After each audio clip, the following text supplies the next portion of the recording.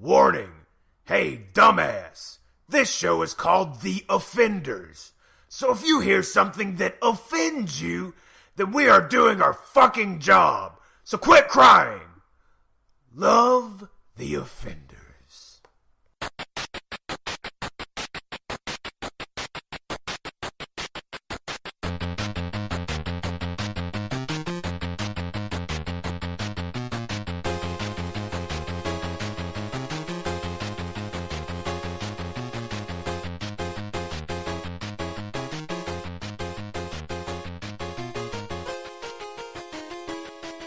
Hey guys, welcome back to another episode of the Offenders podcast. I'm Kyle, and with me, and from coming all the way from Macon, Georgia, is Evan.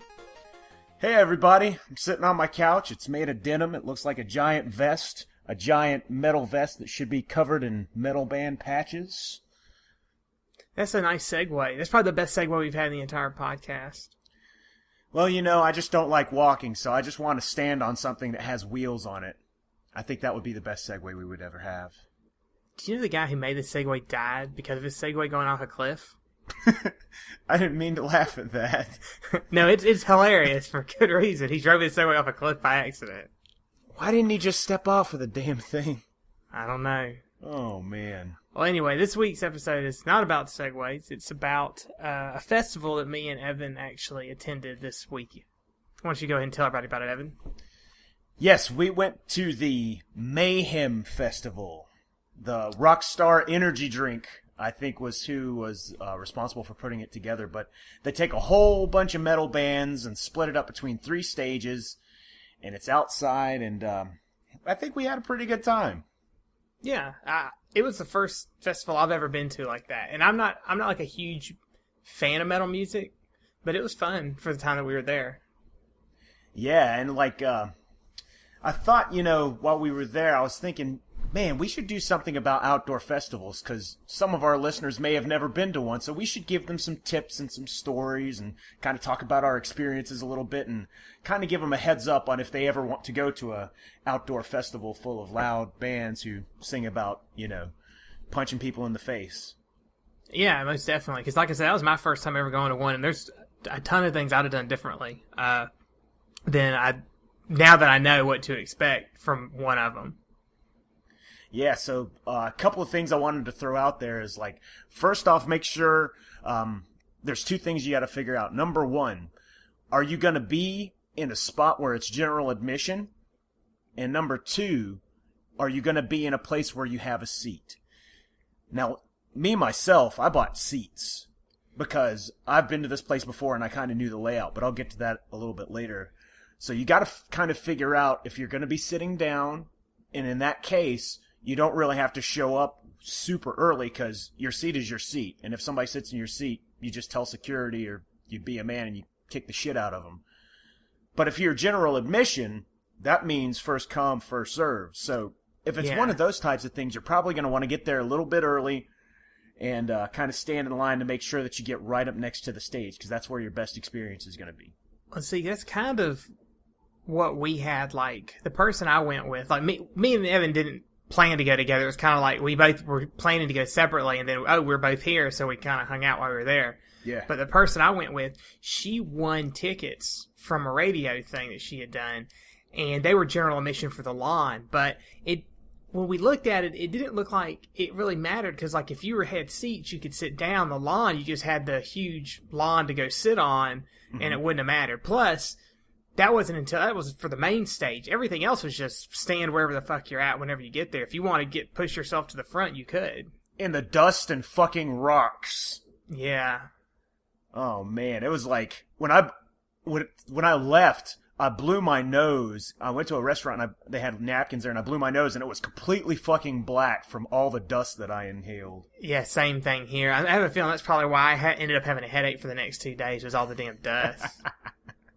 Because, like, the one fucking day all summer, this has been like a really rainy summer and like cloudy summer, at least for North Georgia. Yeah. I mean, typically up here in Athens, it's been like every fucking day, cloudy. That was the one damn day, not a cloud in the fucking sky. and it was dry. It wasn't humid, it was dry. Because of that, like, all that dust would just get kicked up so bad. Which brings me to my next note of preparation. Sunblock.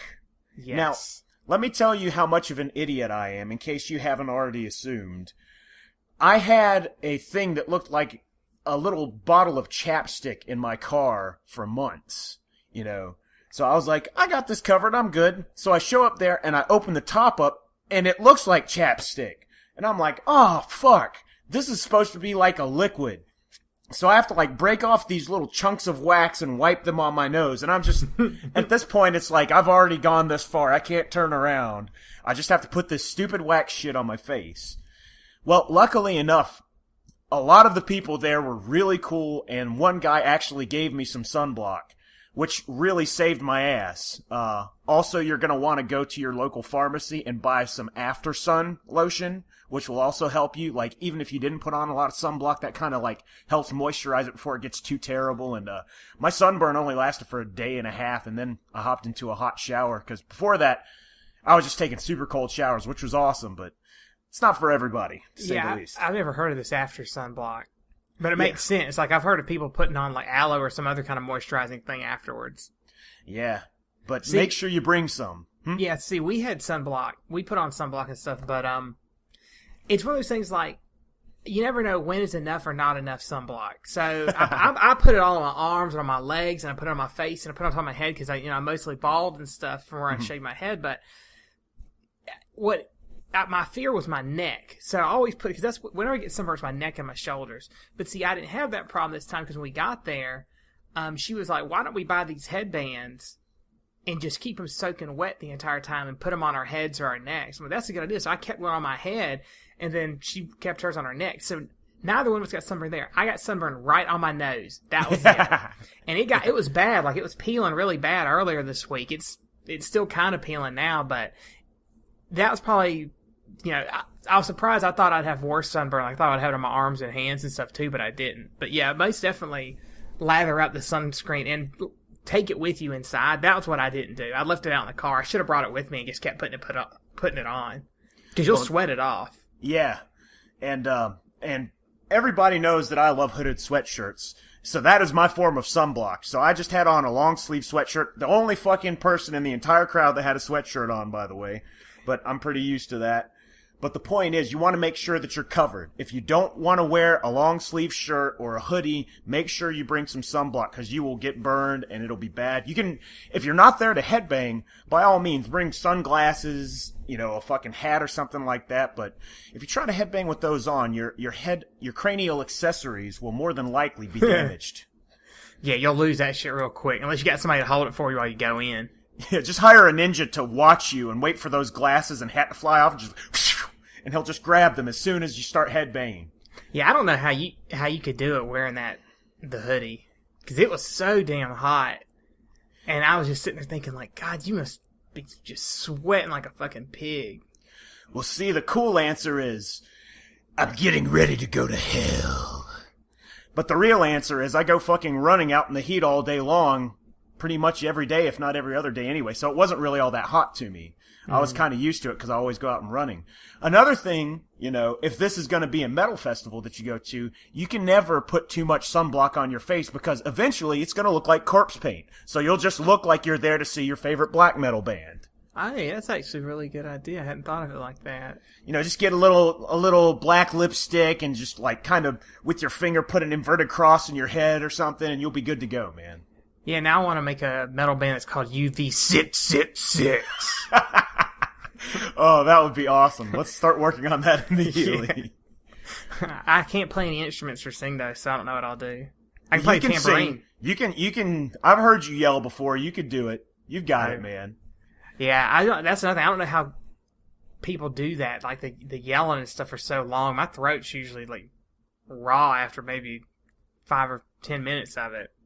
Strangely enough, there's a lot of technique in it. There's a lot of diaphragm usage, and it's not always in your throat. You can do it with your throat, but that usually leads to like lymph nodules or whatever the fuck they call them. Like the guy in Venom, this really old metal band from back in the 80s, he actually had to have surgery on his throat from just going like, ugh, for so many years because he was doing it wrong. But, you know, if you're not going on tour 300 days a year, you can afford to do it wrong. Yeah, that's true. You might want to bring, if you're an old person or if you don't like standing up, like a lawn chair, a captain's chair. I saw quite a few old people sitting down there. You can even get the fancy ones with the little cup holders, the little mesh cup holders to hold your drinks. Now, this was at, didn't that used to be Phillips Amphitheater, but now Yeah. it's something, it's Aaron's Amphitheater now, Yeah. but it's the same place, just sold to a different company, but Yeah. you could rent the chairs there. Now, I didn't look to see how much they were, but if they were on par with the price of everything else in that place, they're probably about $300 an hour. Oh, shit. Yeah, you could rent those. You could rent chairs because I saw them over there for rent when we walked in because we didn't bring them, and we were like, well, that might be a good idea to sit down. And another thing too to note is that like, if you bring shit, you got to carry it with you all day because there was no re-entry at this one. Now some Yeah. other ones might allow you to re-enter, but this one didn't. Once you were inside, you could not leave and come back in. So you had to carry everything all goddamn day with you. Yep. Another thing that I found out just recently that I learned on this trip is probably one of the most brilliant tips that you can take with you. Get bottles of water, factory sealed, you know, like just kind you buy from a store, and put them in the freezer the night before. That way, you're going to have a frozen bottle of water that will be slowly melting in your pocket the whole fucking day, keeping your legs cool, and you have ice water to drink all day long. And it never Yeah. really gets hot, because by the time it's melted, you'll probably have already drank the whole thing anyway and just be left with ice. So it's good to go. Yeah, And I that was was like, a really fuck, good why didn't I idea. think of that? I know. It's amazing. I can't believe I never thought of it, but, you know, I'm not the brightest crayon in the deck. Box. Box! I Box! don't have a deck of crayons. Deck of crayons. Yeah, Another... I What? was gonna say with the water too. Like I know that I probably spent about $30 to $40 just on bottles of water for the short time that we were there. But one thing that, and I did this several times when I go buy a bottle of water from one of the random booths, I would ask, could you stick my bandana into the ice to get it wet and cool? And they were always willing to do it because they don't want you to pass out of exhaustion right there either. Mm-hmm. So they all were willing to do it every time I asked. So that's something else. If you're out there with something that they can dunk in there, like a headband or a bandana or a hat, maybe they're willing to do it. So, And that also works for passive aggressive people, because that way other people will be drinking your forehead sweat for the rest of the day. exactly. You know, that's really clever and evil, befitting of you. That's why one time I asked him could you dump my boxers in there? And drink my ball sweat all day? I'm glad I didn't drink any water. But that brings me to another point. Don't eat a lot, because you're going to be standing in direct fucking sunlight the whole goddamn day. Like, I just drank Powerade, which Yeah. probably financially wasn't my smartest move, but, you know, I didn't have to take a dump the whole day, because you do not want to use the porta potties there. I don't even want to have to pee in them, let alone do anything else in there. Yeah. I mean, there's like, we ate something when we first got there because we hadn't eaten all day, but like I told someone, I would not have eat again. I ate just because I was fucking hungry as hell, and I didn't want to be like starving and be fucking hot out there all day. So, but that's one thing. Like if you start getting hot, you don't want to be eating, and you don't want to. If you're hot, don't just chug water because that just makes you sick. Because I saw somebody doing that when we were leaving. They were sitting somewhere and they were like, looked like they had maybe had like a mild heat stroke or something. So they gave him a bottle of water and they started chugging it, and then I hear him throwing up. Well, that's what's going to happen. You don't do that. You got to slowly drink water. If you chug it when you go like that, that's what's going to happen. Did it come back up clear, or was it discolored? I didn't look. I just heard.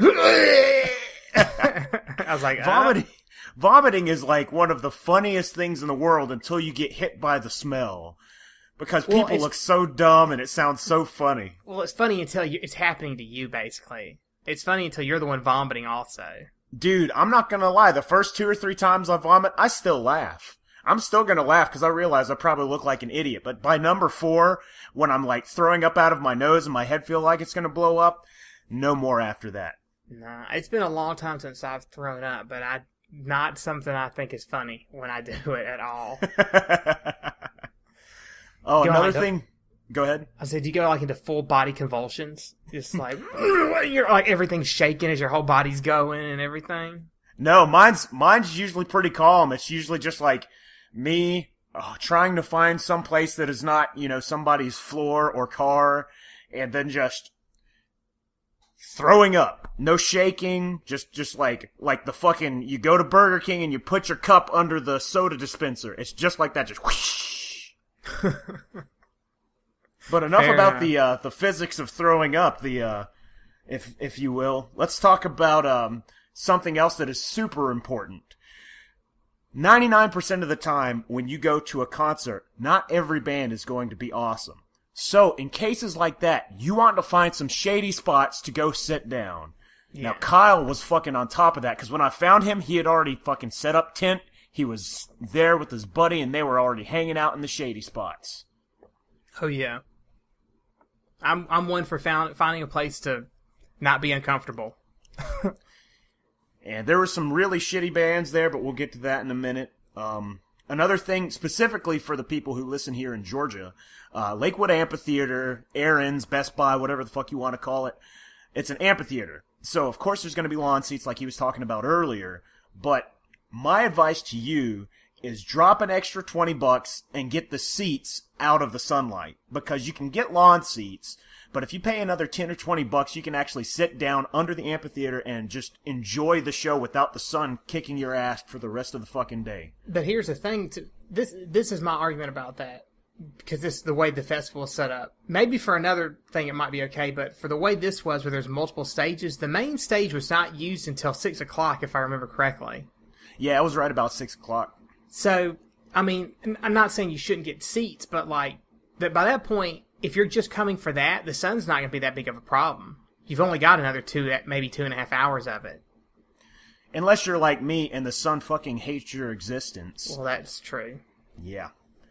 If I were any more pale, I would be a goddamn ghost. I'm pretty much translucent. You can see, like, the second layer of my flesh. You can see my veins. It's ridiculous. If you stand next to white construction paper, you blend in. Exactly. It's my ninjutsu, I'm a pale ninja. The last thing I wanted to mention is kind of for hygiene. Make sure you bring yourself some handy wipes and a change of clothes. At the very least, a second shirt. Because if you have anything to do after that, you don't want to walk around smelling like a sour-ass, musty motherfucker.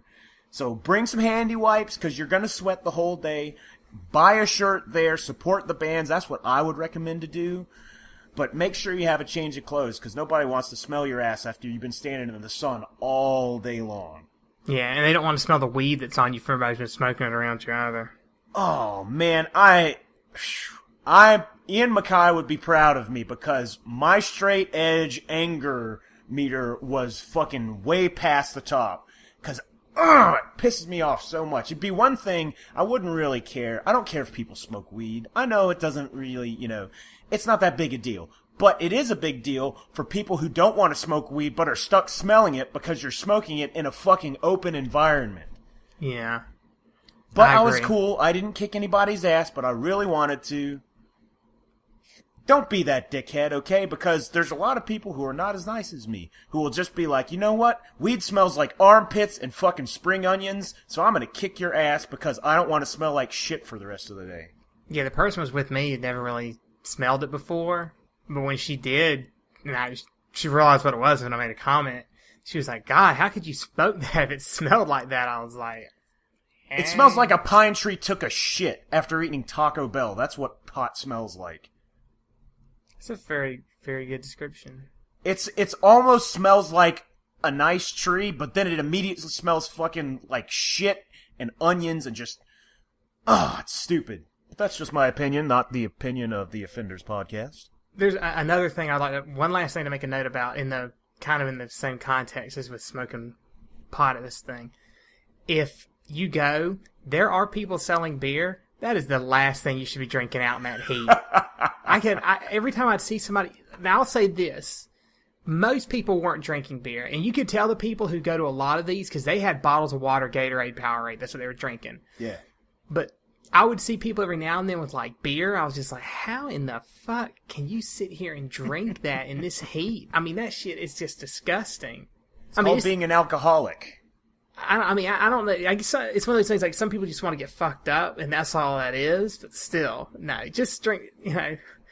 I would not be drinking that out there in the heat. Just because also alcohol, even though it's wet and cool, it's not rehydrating you. It's actually dehydrating you. So it's like the worst thing you could drink in the heat, especially if you're gonna be out there all day. Like, I love chocolate milk, but I'm not about to drink a chocolate milk right after I've just been running all day. Ugh. You know? Yeah. No. So those are basically the tips that I wanted to pass out to you. We'll talk a little bit now about some of the bands we saw at this particular event, the Mayhem Festival. For me, one of my favorite bands of all time was there. They're called Amon Amarth. They're a Swedish death metal band, which for those of you who are not metal nerds like myself, it means it is a very fast but melodic form of heavy metal, but it doesn't have any singing. It's all growling, screaming, yelling. But the thing that makes Amon Amarth different from most other Swedish death metal bands is they sing almost 100% exclusively about Viking lore, Asatru, the gods, everything from Snorri Sturluson or whatever from the Eddas. So it's like almost a history lesson. I mean, as much as it would be if they were talking about, the fucking Bible or something, it's still mythology, but you get to learn about something that's a really good story. It's like going to an Iron Maiden concert, you're learning something. I wish they had, like, college classes that were, like, courses in, like, Norse mythology or in, like, Viking culture that were taught by those guys then. And it's just their albums is all it was, is they would just come to class every day and just sing one of their albums or sing some songs to you, perform some music. And that's how you would learn. I think I've just reached a turning point in my life, Kyle. I think that's now my meaning of life, to live. You now think you need to go back to college and make this happen? I think I do. But anyway, they were fucking astonishing. They were amazing. I can't recommend them enough. Secondly, Mastodon, a band from Atlanta that I've followed for years. Like, my old bands have opened up for them. They are hard to describe. They're kind of like a more extreme version of Rush, because they have the same kind of rock feel to them, but it's a lot more off time, and a lot of it is double bass, faster pace. But if you look at the entire catalog of their musical history, they've gone all over the map. So I highly recommend them. They're very nice guys, even though they're on Warner Brothers. They still remember all the people who came out and saw them when there were only like 20 people in the building. So they were great. Yeah. Whenever I think of Mastodon or I tell people about them, I always think of back, I think it was Leviathan, the album. Basically, they were like, I think one of them said he read Moby Dick and his first thought was that make an awesome fucking metal album. So then they wrote Leviathan, and it basically is the story of Moby Dick, like, done through metal. Yeah, the song Blood and Thunder, the lyrics are White Whale, Holy Grail. So yeah. That's exactly what it is, Another band that played was called Born of Osiris. They are a very rhythmic, percussive form of metal, which the kids these days are calling djent, which is an onomatopoeia based on the sound of a very specific tonal setting on a guitar amplifier, based off of the guitar noise that Meshuggah makes. If you don't know Meshuggah, you can look them up. But these djent bands play very difficult rhythms, very tight, fast-paced rhythms with really slow breakdowns. So it's lots of syncopation, lots of polyrhythms. But the thing is, it's kind of like the next wave of progressive metal, because you listen to old stuff like back in the 70s, you had, ELO, you had Emerson, Lake and Palmer, King Crimson, all of those bands that were pushing the envelope, Rush. But nowadays, it's like a more extreme version of that, and that's one of the things that's coming up on the horizon now. And they're a very interesting band. It is a different taste for what most people are used to, so I'd recommend giving them a shot. Great lyrics too, lots of metaphysics and stuff in their lyrics. Let's see who else played. Children of Bodom, an amazing 80s. An amazing 80s style thrash death metal band. Lots of stuff that sounds like somebody just took Castlevania from Nintendo and made it into a metal song. Just totally amazing. Their first 2 or 3 albums I still listen to on a regular basis. Let's see who else. Who are you there to see? Anybody in particular? Not really, because metal's not really. I don't listen to a lot of it. Like, I know Mastodon. I like Mastodon. the headliner was Rob Zombie. I know he's been around forever. So I would have been down to see him. But no one in particular. I mean, bands I remember. Now, I'll also preface with the fact that we didn't stay the entire time because having realized now what we know, we probably wouldn't have come until 6 o'clock, which is when the main stage was, because that's when all the bands we cared to see were happening. But we got there right when the gates opened, and by the point, I think it was during Born of Osiris, we actually left because it was just like we started getting hot, not feeling good, and I was like, it's just time to go because it's really not either one of our types of music, and the tickets were free, so we weren't losing money. But I remember Butcher Babies. They weren't too bad, and then so Attica 7. Yeah. The singer for that band used to be in a New York hardcore band called Biohazard. Some of the stuff was kind of shitty rap metal, but they had a few really good tunes, and they're pretty pivotal in the turnaround of the New York hardcore scene back in the day. So I had a lot of respect for them. They were a pretty good band. They did something like the singer is named Evan Seinfeld, the guy from Biohazard. He did something. He was like, "This song is for the ladies. Everybody get out of the pit. I want all the women in the pit." And he made like all the guys get out and just the women were moshing. It was so funny. It was awesome that he did that because it's like nobody ever thinks of that. And I thought that was really cool that he, gave them a chance to go in there and not have to worry about some big drunken asshole guy trying to punch him or, whatever. Yeah, exactly. But yeah, those are the ones I remember. I know like you didn't really care for the Butcher Babies. I greatly cared in my pants for the singer with the blue and white hair because she was fucking gorgeous. And every time she jumped, her boobies were just all over the place. And she had a really good voice. Yeah, the other one was pretty hot too. Yeah, she had a nice butt. But I mean, like, all misogynistic things that I say aside, chauvinist things, excuse me. They're a good band. They all play their instruments well. Some of the riffs were a little too close to like shitty 90s nu metal. Like some of it almost kind of sounded like Korn and stuff. So I was like, ugh. And the lyrics were pretty bad, but both of the vocalists had a really good range, good screaming, good singing. All in all, it was they did what they did really well. Yeah, the band before them was very new metal because I remember like when hearing them because we walked away from this band because everyone was like they're not gonna be any good, so we went and sat down and I could hear them. I was like, God, it sounds like Korn over there. Yeah, they were fucking terrible. I'm glad I don't even remember what their name is. That tells you how much they suck. Yeah. Let's see. There's a band there called Battlecross that really impressed me. They were kind of like a little bit more of a hardcore version of thrash. Like they had some breakdowns in it, and the singer had a gigantic beard, which was totally awesome. Yeah, he said something that was cool to me too. At one point when the pit was going, he was like, "Hey, everybody, get in the pit," and then he was like, "And one thing, if you see somebody fall, stop and pick his ass up." I was like, "That's cool." That's like, because usually, I think I've told my story about why I don't get in the pit anymore. So, but whenever I see him, I just imagine somebody's getting trampled or basically getting their ass beat out there. But I thought it was cool to have somebody actually say, "No, man, if somebody falls, don't just keep going. Stop and help him up. Don't trample his ass out there." That's an excellent segue as well into something I wanted to mention, which is mosh pit etiquette. And here I am to tell you about this mosh pit etiquette. Here are a couple of rules to remember in any type of mosh pit, how to make sure that you handle yourself like a lady or a gentleman. Number 1, as Kyle mentioned, if you see somebody fall down, goodness sakes, pick them back up. Do not step on them. It is perfectly okay to push them down. It is perfectly okay to punch or kick them, depending on the kind of mosh it is, but always help them up. Rule number 1. I'm not going to do that voice the whole time. Number 2. These days, you have 3 types of pits, pretty much. You have your circle pit, which is the one that everybody loves. Everybody loves running in a circle. You have push moshing, which is what most of the nu metal people do, just pushing back and forth. Kind of came from slam dancing, but I'm going to save you a history lesson there. And number 3, you have hardcore moshing, or hardcore dancing, or whatever you want to call it. I call all of it moshing. But that is where you see the stuff like punching and kicking in the air, doing flips, and stuff of that nature. But the point is, you got to know which one you're going into. If I prefer the hardcore version of moshing because I really love hardcore. So I make sure if I see somebody push moshing out there, I'm not just going to walk up and kick them because I know that's not what they signed up for.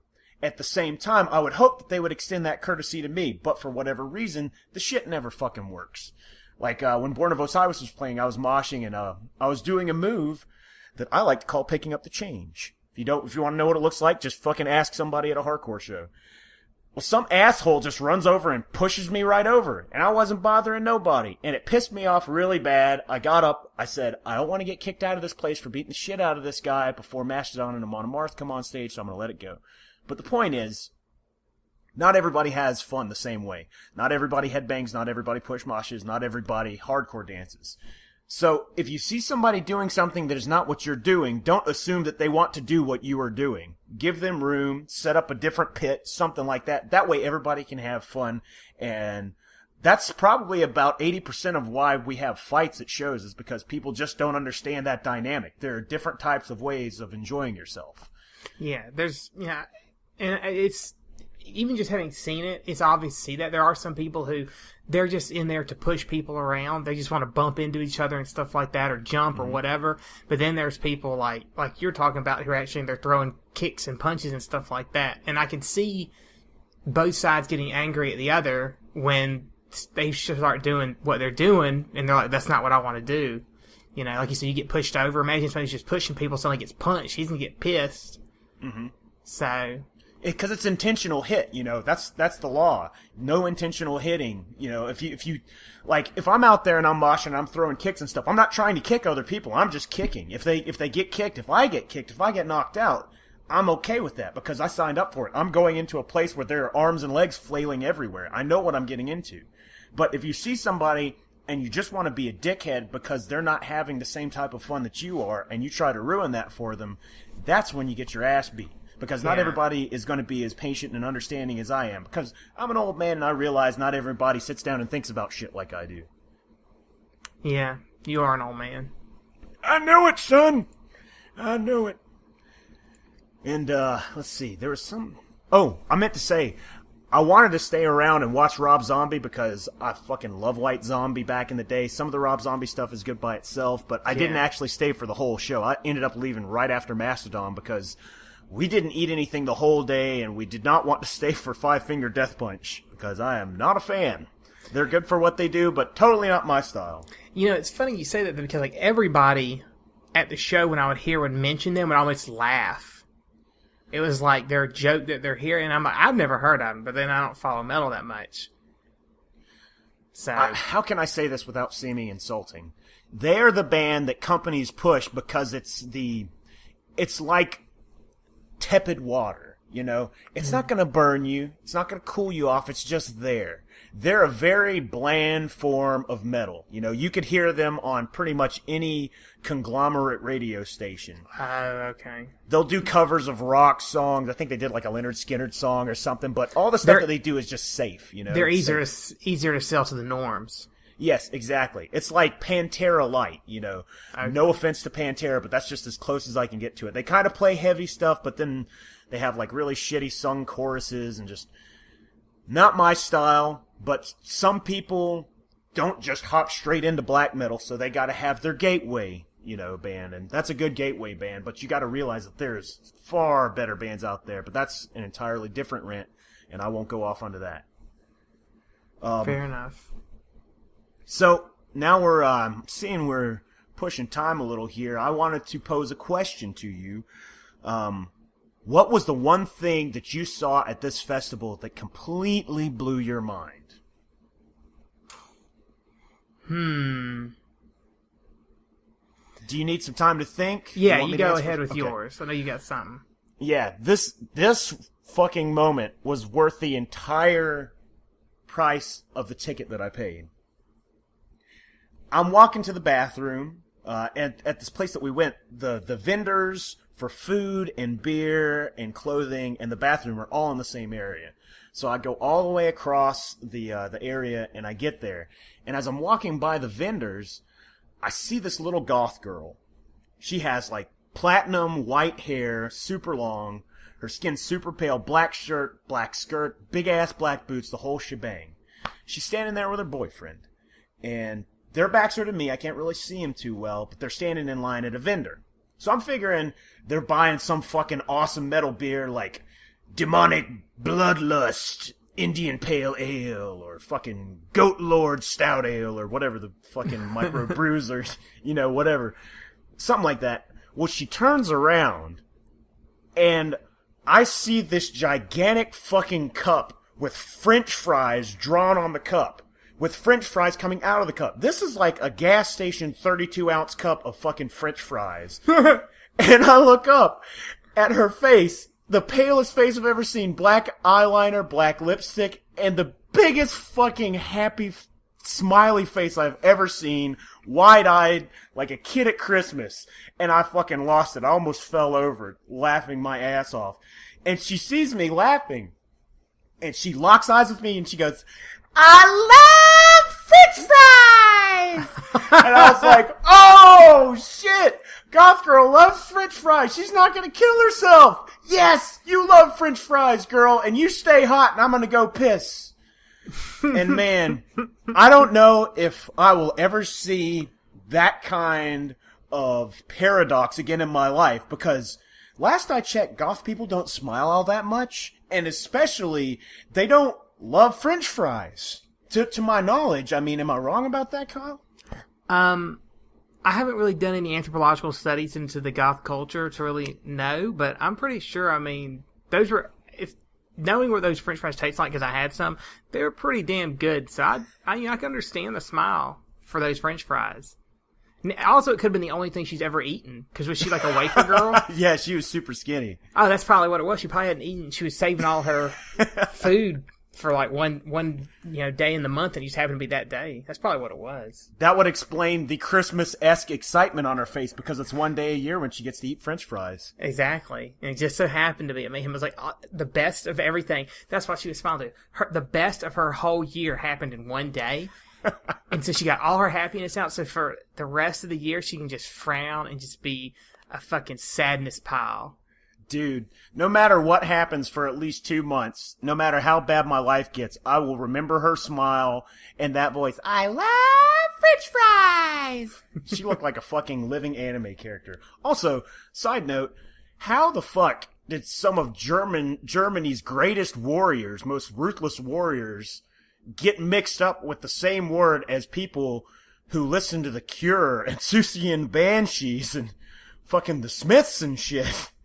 I think it's more to go along with the concept of like kind of Gothic writing and architecture, where it's like dark, and it stems from that time period. I'm thinking. I don't know for sure, but that's kind of what I thought. I don't think it's referring to the Visigoths and all that crap. Yeah, I highly doubt it. Cause see, I never went the goth route. I just went straight to black metal. So like, I wasn't sitting around going like, oh, I miss my girlfriend. I was like, who needs a girlfriend? Let's go burn a church and piss on Christians. So I kind of missed that whole culture, which still kind of confuses me. I'll be honest. Yeah, I knew people who were more like fashionably gothic. Like they wore a lot of black and were really pale, but they weren't goths. And I don't really think there's that many real goths around making anyways. I think most people are fashionably goths. Or they claim to be goths, but they don't really do whatever a goth person does. So I don't know. Now if I get a slow day at work, I'm gonna look that shit up on Wikipedia and give myself a lesson. And maybe that way I'll understand Gothic culture a little more. You should do that, and then you should come back and educate the rest of us. That's your homework. Yes, sir. All right, Assistant Professor Kyle. Okay, yeah. So what's your answer? What's the thing that you saw that blew your mind that whole fucking day? Truthfully, to me, it's one of these things. This isn't even so much the festival. I don't know if I should even talk about this. Do it, man. Okay, so I've gone to like concerts and like sporting events and stuff before, and they usually check you for stuff at the door here. And here they did. They'd say, open your bag if you had one and pull stuff out of your pockets. That's it. There was no metal detectors, though. Everything else I've ever been to had metal detectors. Now, I wouldn't even have thought about this except for the person who I went with is basically going through courses to become certified in using a weapon. Mm-hmm. And they're looking to eventually, open a firing range. Mm-hmm. So as part of that, she has a conceal and carry permit, and she carries almost all the time. Whoa. I didn't think about it. So we get there, and she sees people being searched, and she's made this comment, and it didn't click with me, and then all of a sudden I was like, you probably need to go put that in the car. And she was like, all right. So I gave her the keys. But when we get through the gate, they didn't even search. She's like, I could have come in here with that. I'm like, I don't know what's more terrifying, the fact that you could have, or the fact that, or I don't know what scares me more is the fact that you were carrying, or the fact that anybody else in here could be carrying now, and we don't know. Yeah, that's what happened to Dimebag Darrell. Rest in peace. Some dumbass brought a fucking gun to the show and shot him on stage in the middle of his set. Yeah. And see, that's what crazy. That's what surprised me, that there's no metal detectors to search for that kind of stuff. Even the fucking Braves games have them. Wow. They search you at the Braves games. You know what's fucked up? They made my friend take a CD out of his pocket and put it back in the car, and they didn't even ask about a goddamn gun. Yeah, I saw them make people put blankets back in the car. What the fuck are you gonna do with well, it was a hot day. You could kill somebody with a blanket at that festival. No, but it was, we almost brought one because, if we're gonna have lawn seats to sit down, you don't want to sit on the grass, you want to sit on a blanket, but we forgot to bring it anyways. Wouldn't have mattered. But I saw them making people take those back to the car. But yeah, somebody could have, there probably were people who got in there with guns or weapons because they weren't searching. They just said, pull out your pockets. They just said, pull stuff out of your pockets. They didn't even pat you down or anything. And come to think of it, recently I had to go to the dentist and get an antibiotic for my gums because of a root canal. And I had a fucking thing full of antibiotics, a pill bottle. And I just took it out and I showed it to him. He didn't even read the label or anything. I could have been bringing in who the fuck knows what. But it just ended up being amoxicillin. And I still didn't fucking remember to take it on time, god damn it. Yeah, it's crazy. It's like they're hyping up stupid shit to be worried about when there's things that, you could have been bringing drugs in there to sell to people. For real. I'm sure they did that shit anyway. Well, yeah. Or people could have brought guns or knives or anything else in there. They didn't search. But part of that, I think, too, is that it's a private security company that was doing it. It was Argus. It wasn't like the police. If it had been the police, they would have searched you. But Argus is probably too afraid to do it because they don't want a lawsuit. So that's probably why they put forth minimum effort. Also, I'm pretty sure that Sting was on tour, so he couldn't have been doing security. Get it, the police? I guess you didn't get it. I did get it, but I didn't think it was that funny. I'm sorry. Okay. All right. Well, I think that's going to do it for us for this week. No, it's not. Did you know that Sting's name is Gordon? I had to throw that out there. Gordon? Yeah, his real name is Gordon. I'd stick with Sting. Exactly. Okay, I'm sorry. Go ahead with whatever you were going to say. Well, so I guess that does it for us then for this week. So if you have any stories or any questions or anything that you want to send to us, you can send them to us at offenderspodcast@gmail.com. You can check out our website. It's got links to everything. It's wearetheoffenders.com.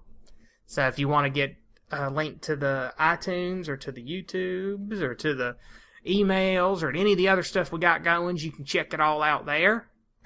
I like how you just showed your Southern heritage there for a minute. Yeah, when I said the YouTubes, I decided to just go full swing. Well, I guess we better hold it out for the rest of the damn show then, Kyle. Tell them about the rest of it then. All right, then. Well, as I said, you can check out our website. It's wearetheoffenders.com. It's got all the YouTubes and all the other internet materials that you might need to get some access to. Well, until next time, I am Kyle. And I'm an old man who goes and mines for gold in the mountains. All right, y'all have a good one.